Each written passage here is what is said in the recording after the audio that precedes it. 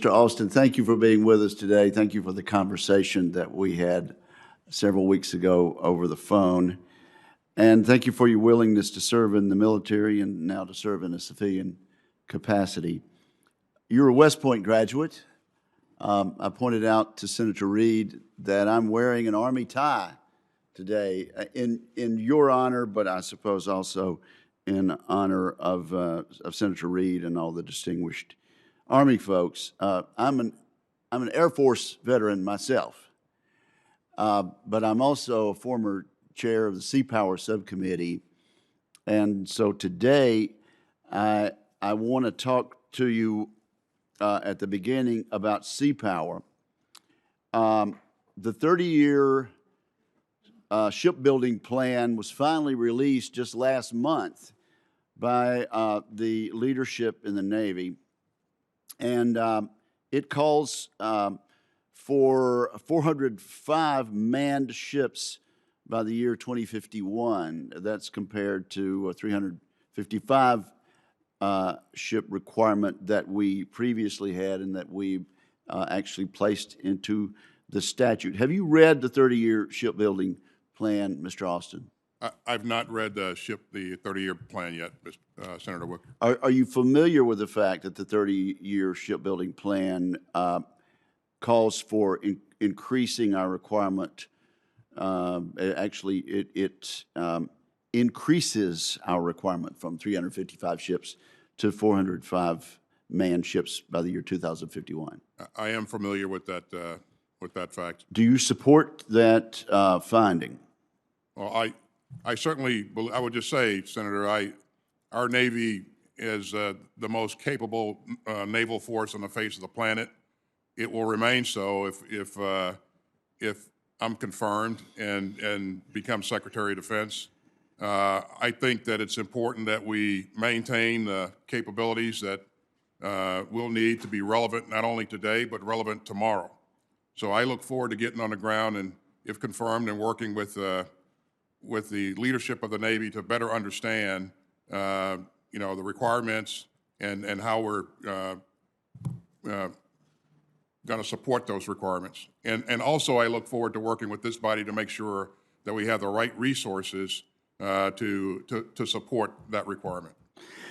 Well, that does bring me to a point that I need to make, and that is that within the administration, it's not only the White House and it's not only DOD, but also OMB is a mighty big gorilla sitting in the room there, and they force a lot of constraints upon us.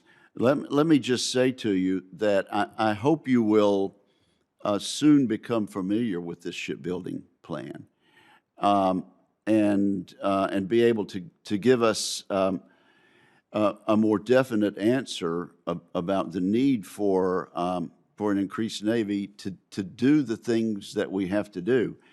It calls for adding 82 new ships between 2022 and 2026 at a cost of $147 billion.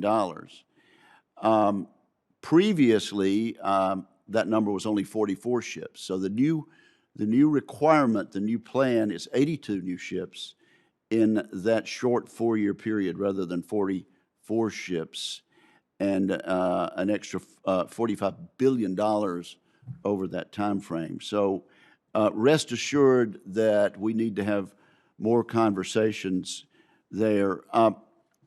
The distinguished chairman mentioned China, the fact that their ambitions not only are in the Pacific, but also extend to Africa, and he named a few locations there.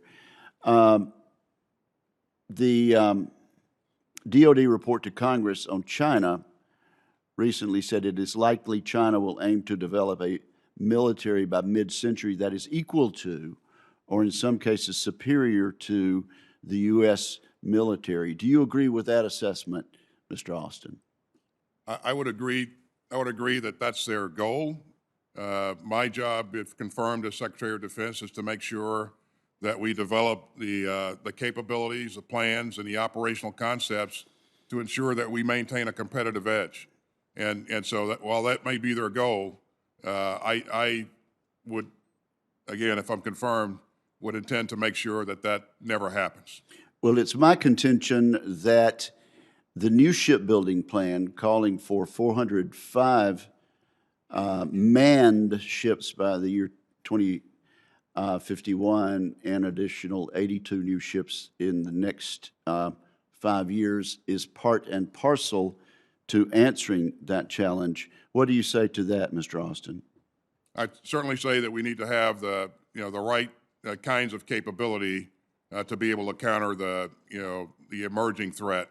And again, I look forward to having that conversation with the Department of the Navy. If that's the analysis that's been provided by the Navy, I have every reason to believe that it's accurate.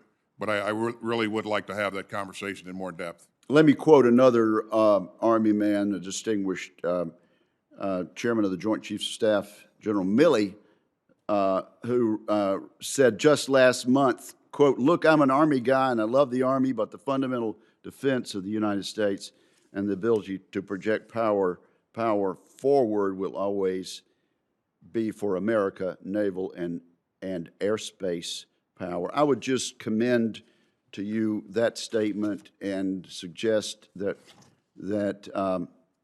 the additional sea power is going to be necessary. I would also want you to comment, and I'll just ask you because we're time constrained, to comment about the idea of basing 2 additional destroyers at Rota, Spain, to be there to combat Russian aggression. But, Mr. Chairman, because I only have 2 seconds, I'll take that for the record. Thank you, Mr. Austin.